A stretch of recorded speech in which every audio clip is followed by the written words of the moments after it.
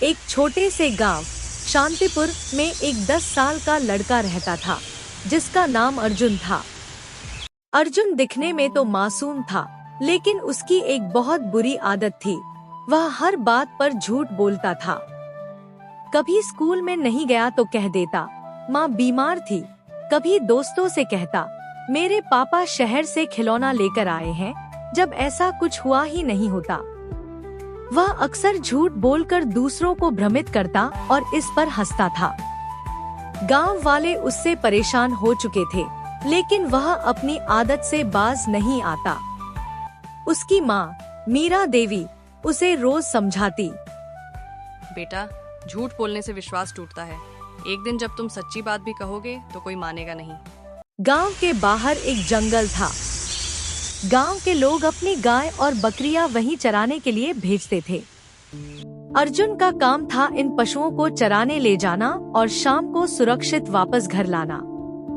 यह काम वह करता तो था, लेकिन बीच बीच में ऊबकर झूठ का कोई नया खेल रच देता। एक दिन उसने गांव के लोगों को डराने का मन बनाया।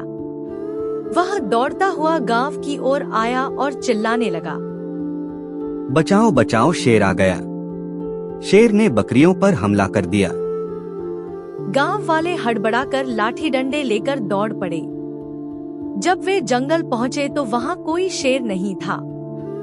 सबने अर्जुन से पूछा, शेर कहाँ है? अर्जुन जोर जोर से हंसने लगा। हाँ हाँ, मूर्ख बना दिया सबको। गांव वाले गुस्से में थे, लेकिन सोचकर चुप रह गए कि बच्चा है, शायद समझ जाएगा। लेकिन अर्जुन ने यह मजाक एक नहीं बल्कि 3 बार किया। हर बार वह झूठ बोलकर गांव वालों को दौड़ा लाता और अंत में हंसता। कुछ दिनों बाद सचमुच जंगल में एक शेर आ गया। वह बहुत भूखा था और अर्जुन की बकरियों पर झपट पड़ा। अर्जुन डर के मारे कांपने लगा। उसने जान बचाने के लिए दौड़ लगाई और गांव पहुंचकर फिर चिल्लाया, बचाओ बचाओ, शेर आ गया। इस बार सच में है। लेकिन गांव वाले अब उसकी बात पर विश्वास नहीं कर रहे थे। एक बूढ़े व्यक्ति ने कहा, फिर कोई नया मजाक होगा, अब हम नहीं जाएंगे। दूसरे ने कहा, हर बार झूठ बोलता है, अब कौन माने उसकी बात। अर्जुन रोता रहा, हाथ जोड़ता रहा, लेकिन कोई नहीं गया। जब वह वापस जंगल पहुंचा, तब तक शेर कुछ बकरियों को मार चुका था और बाकी भाग गई थी।